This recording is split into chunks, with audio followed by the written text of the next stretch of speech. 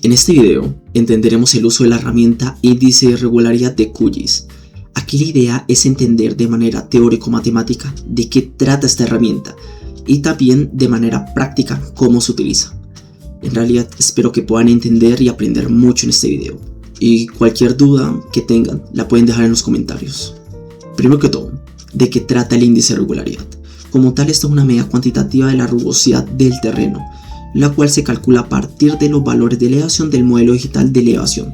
Como tal, esta sirve para identificar cuáles son las áreas con mayor heterogeneidad topográfica y es muy útil o muy utilizado tanto dentro de la ingeniería ambiental como dentro de la ingeniería civil. Por otro lado, ¿cómo es el fundamento teórico matemático de este índice? Y es que como tal, este índice mide el cambio de elevación entre una celda central y sus 8 celdas vecinas inmediatas, donde para calcular este índice es necesario determinar la raíz cuadrada de la suma de los cuadrados de la diferencia de elevación de las celdas circundantes. La interpretación del resultado de este índice también es muy sencillo, donde los valores más cercanos a cero van a representar terrenos homogéneos o planos y los valores más altos, por así decirlo, representarían terrenos accidentados o terrenos con pendientes abruptas. Por otro lado, ¿cómo se utiliza esta herramienta? Esta herramienta como tal, la interfaz es muy sencilla, ya que tan solo consta de dos datos de entradas. Por un lado va a estar la capa de altitud, o sea el input, el cual puede ser un DEN o un MET, donde la diferencia entre estos dos radica en lo que miden. Por un lado, el DEN toma en cuenta todas las alturas, incluyendo edificaciones, árboles, casas, todo. En cambio, el MET tan solo toma en cuenta el terreno desnudo, ignorando los edificios, los árboles, todos estos. Como tal, el DEN tiene que estar en coordenadas proyectadas. ¿Para qué? Para que nosotros podamos medirlo todo en metros y no en geodésicas, que esto se mediría más que todo en grados. En segundo lugar está todo el tema del factor Z. El factor Z como tal es un factor de conversión para la escala vertical. A mí me gustaría hacer un paréntesis en este, y es que la utilidad de este factor Z radica en situaciones muy específicas. Y es que imaginemos lo siguiente, ya tenemos el DEN reproyectado, todo está perfecto, pero como tal los valores de los píxeles no se reproyectan, y entonces si nosotros tuviéramos unos valores altitudinales en pies y nosotros tenemos como tal la longitud y el ancho del píxel en metros, va a generar una discrepancia. Entonces, ¿qué es lo que hacemos? El factor Z va a funcionar como un factor de conversión para esta altitud. En este caso tenemos en pies, un pie es igual o es aproximadamente igual a 0.3048 metros. Entonces el factor Z en este caso va a ser 0.3048 metros. ¿Para qué? Para corregir esos valores de elevación y pasarlo de pies a metros. Como tal, ese es el uso del factor Z. Pero si tú tienes tus valores de elevación en metros y reproyectaste previamente tu DEN de elevación, pues no hay ningún problema. Simplemente lo puedes dejar en 1, ya que el factor de elevación pues no va a cumplir ninguna función clave aquí. Por otro lado, ¿cuáles son los principales usos o aplicaciones que se le puede dar a esta herramienta? En primer lugar está todo el tema del modelado de erosión, o sea la identificación de áreas con posibilidades de erosión. Y es que como tal, áreas con una alta irregularidad tienden a concentrar mayor escorrentía y por ende a generar mayor erosión hídrica. Y en segundo lugar está todo el tema de la identificación de hábitats. Y es que como tal la heterogeneidad topográfica influye directamente o indirectamente en la distribución de las especies. Ahora vamos a entender cómo determinar el índice de irregularidad o rugosidad también conocido dentro de QGIS. Para lo cual necesitamos obviamente un DEN o modelo digital de elevación. En este caso yo voy a seguir el siguiente flujograma, por así decirlo, con el fin de que primero que todo identifiquemos el índice de irregularidad y después hagamos un pequeño ejercicio práctico. En este caso vamos a identificar las áreas con posibilidades erosivas dentro del municipio de Itagüí. ¿Qué es lo primero que vamos a hacer? Primero que todo vamos a determinar o vamos a verificar si el DEN está en coordenadas proyectadas. ¿Cómo determinamos esto? Vamos a propiedades y como podemos apreciar es en coordenadas geodésicas de UGS84. Entonces, ¿qué es lo que hacemos? Lo reproyectamos. Entonces, en este caso entramos aquí a raster, proyecciones, con barra reproyectar y seleccionamos nuestro modelo digital de coordenadas proyectadas. En este caso, objetivos. En este caso voy a escoger el 18 norte, pero también podremos escoger el de Magna Medellín, Antioquia 2010. En este caso zona 18 norte, ejecutamos y aquí ya lo tenemos reproyectado. Si entramos a propiedades, aquí estaría. Después, ¿qué es lo que tenemos que hacer? Según el flujograma, vamos a seguir con usar la herramienta, era obvio. Entonces entramos aquí, quitamos esta parte y entramos a análisis de terreno raster y índice de irregularidad. Aquí como tal podemos apreciar de que es lo mismo que yo les expliqué previamente. Tenemos la capa de entrada que podría ser el DEN o el MET si es que tuviéramos uno y un factor de conversión para las unidades de los píxeles o los valores de los píxeles. En este caso, como yo sé de que mi modelo digital de elevación está en metros, pues los píxeles, los valores de los píxeles y las dimensiones del píxel también están en metros, pues no necesito agregar ningún factor de conversión. Entonces en este caso agregaría un 1, lo normal. Entonces lo ejecutamos y como tal aquí podríamos apreciar el resultado, en el cual lo que podemos apreciar es que los valores más oscuros vienen a ser los valores donde, por así decirlo, el terreno es más homogéneo o tienen variaciones dependientes menos abruptas. En cambio los valores más brillantes, como estos, vendrían a ser todo lo opuesto, lugares donde hay una variación dependiente subaltitudinal muy abrupta. Después, ¿con qué seguimos?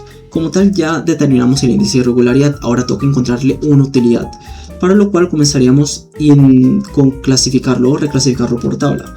Entonces, en este caso pues podremos escribir simplemente reclasificar por tabla y ingresamos en esta parte. Aquí como tal vamos a agregar 3 categorías en los cuales vamos a escoger los umbrales, que esos umbrales como tal no son evidencia empírica, son simplemente umbrales empleados de manera didáctica, por así decirlo, ya que estos umbrales pueden variar dependiendo de la experiencia o circunstancias del ingeniero. Entonces en este caso pues yo escogí estos valores. De 0 a 50 voy a escoger los valores donde la pendiente es más plana, o sea hay menos riesgo erosivo. De 0 a 100 van a ser los lugares con unas pendientes, unas laderas moderadamente inclinadas, hay un riesgo intermedio, por así decirlo, erosivo. Y a partir de 100 a 123, que vendrá a ser el valor máximo o un poquitico máximo del índice de rugosidad o irregularidad, van a ser los lugares con pendientes abruptas en este caso. Obviamente yo he visto otros ejemplos que ponen de 0 a 50, de 50 a 150 y de 150 en adelante, pero como tal podemos emplear en este caso y para este ejercicio pues esta reclasificación. Como tal, obviamente aquí pues podremos apreciar que los valores de 0 vendrían a ser los lugares con poco cambio altitudinal, o sea que entran entre los valores de 0 a 50. Los valores más grisáceos, que vendrían a ser como por ejemplo estos, vendrían a ser los que tienen valores intermedios o medios, que vendrían a ser laderas moderadas y que tienen un valor de entre 50 a 100. Y estos valores que vendrían a ser los más blancos vendrían a ser los valores que tienen cambios abruptos en la pendiente, o sea, por así decirlo, accidentes topográficos, que vendrán a ser de 100 a 123. Ahora, ¿con qué parte seguimos? Vamos a seguir con, yo me acuerdo, sí, poligonización y disolver. Entonces, ¿qué es lo que hacemos? Nosotros primero que todo poligonizamos. Entonces, en este caso, vamos a entrar a la parte de conversiones, poligonizar y rastreo vectorial. Como tal, podemos aquí nosotros cambiarle el nombre. En este caso no lo llamaremos DN, lo llamaremos índice de rugosidad o IR. Y lo ejecutamos. Esperamos un momentico. Listo. Como tal ya lo tenemos en la parte vectorial. Ahora, si nosotros entramos a la tabla de atributos, veremos que el índice de regularidad tiene muchos valores y muchos están repetidos y no necesitamos como tal píxel por píxel, por así decirlo, o área por área. Entonces entramos ahora a vectorial, geoproceso y lo disolvemos. Seleccionemos el campo que vamos a disolver. En este caso va a ser el índice de regularidad, con el fin de que tan solo haya un valor, o como por así decirlo, un valor general para 1, para la categoría 1, para la categoría 2 y para la categoría 3. Aceptamos y ejecutamos. Ahora, si entramos a la tabla de atributos, podremos apreciar de que tan solo hay 3 y hay uno de 0. Ese 0 por lo general es un error que se genera en el sistema. Entonces, si nosotros vamos a darles una a la capa, podremos apreciar de que como tal es un píxel que prácticamente quedó por fuera. Entonces, ¿qué es lo que podemos hacer? Lo que nosotros podemos hacer es entrar a información y como tal podemos apreciar de que el índice de regularidad del resto del polígono es 1. Entonces muy probablemente ese también sea 1. Entonces, ¿qué es lo que hacemos? Simplemente le agrega, lo reescribimos como 1 y ahí estaría. Lo guardamos y aquí lo tendríamos. Y como tal, para no tener tanto problema, pues lo volvemos a disolver. Vectorial, disolver y otra vez. Ahora, si entramos acá, podremos apreciar que tan solo tenemos 3 categorías, donde tenemos los lugares con pendientes bajas o más que todo planitos, laderas moderadas y accidentes topográficos o cambios de pendientes muy abruptos. Esa junta sería la primera parte. La otra parte que nos va a decir el flujograma de trabajo va a ser que tenemos que unir la capa de suelos con la parte disuelta. Bueno, entonces ¿qué es lo que vamos a hacer ahora? Vamos a unir como tal la capa de suelos con el chat file disuelto que acabamos de generar. Entonces para eso lo que entramos es a herramientas vectoriales, geoproceso tools y unión. Aquí como tal podemos escoger cualquiera, por ejemplo podemos escoger uso del suelo si escoges disueltos y lo ejecutamos. Como tal, cuando nosotros vayamos a entrar a la tabla de atributos, lo primero que tenemos que hacer, tengo aquí, déme la cuadro, ahora sí. Lo primero que tenemos que hacer es limpiarla, por así decirlo. Entonces, ¿qué es lo primero que hacemos? Editar y eliminar las columnas que no nos van a servir. En este caso puede ser vocación lo dejamos, uso principal lo eliminamos, área y índice de regularidad. Aquí, con el fin de que la información no útil para nuestro análisis no nos distraiga. Ahora, ¿qué es lo que podemos apreciar? Lo que podemos apreciar es que estas dos y estas cuatro no tienen datos nulos. ¿Qué es lo que pasa? Como tal, los dos shapes tienen formas distintas. Entonces, en algunos casos, como por ejemplo en este, si lo ponemos por acá, le hago zoom, aquí es toda esta parte. Como podemos apreciar, esta parte no existe dentro de la parte de uso vocacional. ¿Por qué? Porque sale de los límites, por así decirlo. Entonces, ¿qué es lo que pasa? Al momento de unirlo, pues se genera una pequeña discrepancia, porque dice, bueno, si existe esta parte o esta área dentro de los usos de terreno de Itaúí, pero no existe esa parte dentro del chat file disuelto. Entonces, ¿qué es lo que hacemos? Pues simplemente lo unimos, pero lo vamos a poner como un null. Entonces, ¿qué es lo que hacemos en este aspecto? En este aspecto, obviamente, tendremos que ir a campo y evaluar los shapefills, o simplemente podemos pues revisar estos datos, ver qué tipo de información tienen los otros píxeles, como por ejemplo este tiene.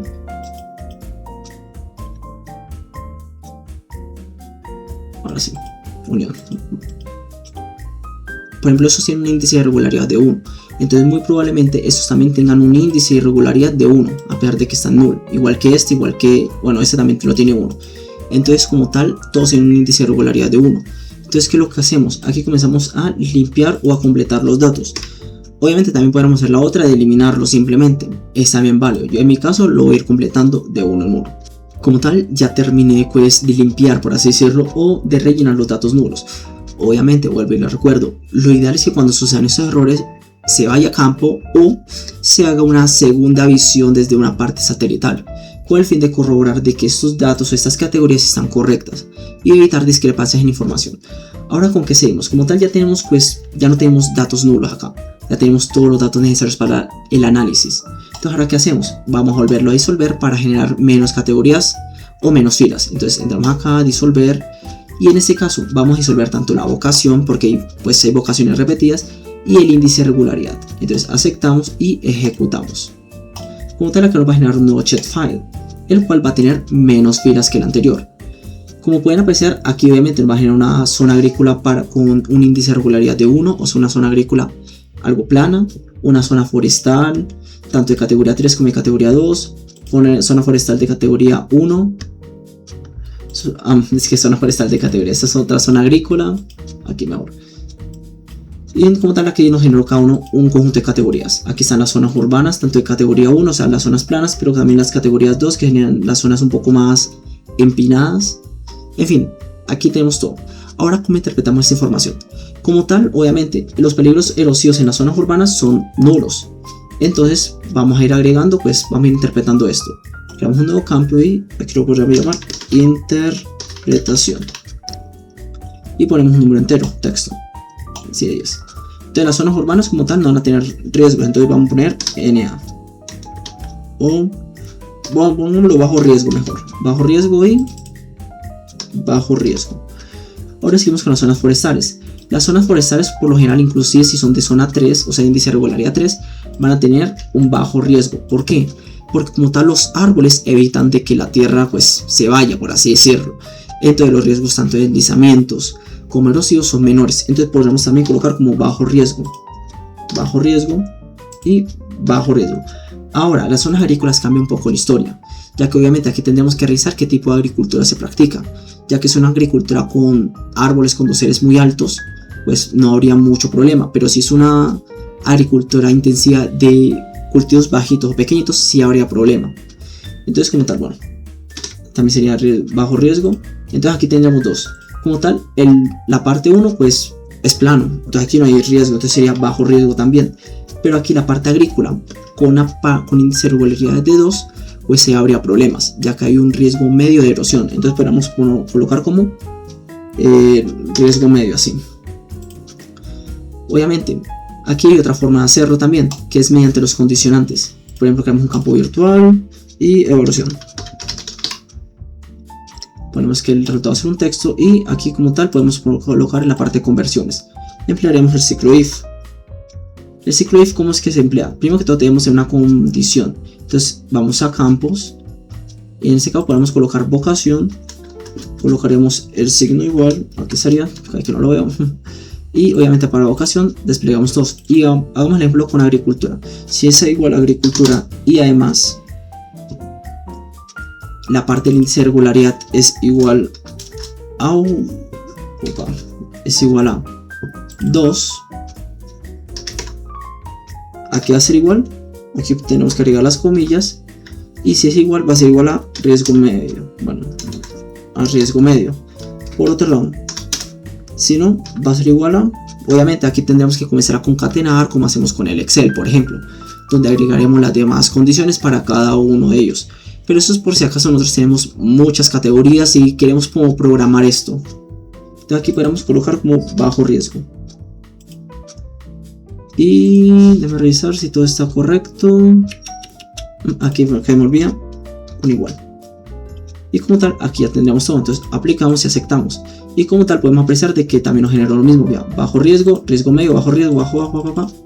Nos generó lo mismo, pero obviamente porque es para esta condición en específico y porque también yo sabía que lo único que era riesgo medio era este.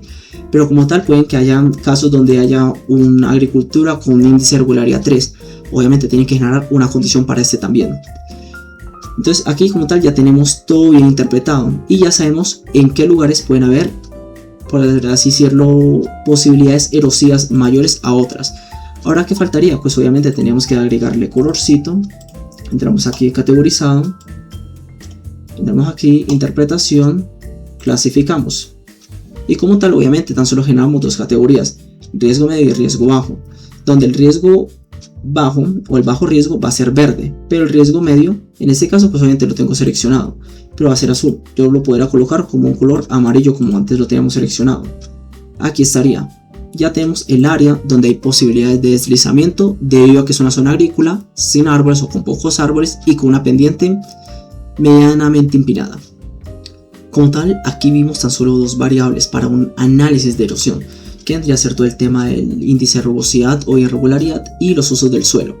Pero como tal, para poder determinar todo el tema de la erosión o la posibilidad de erosividad de ciertas áreas, necesitamos más variables, como puede ser la ubicación de los ríos, riachuelos, identificación también de zonas críticas como pueden ser las invasiones, datos o una interpolación de las precipitaciones medias anuales.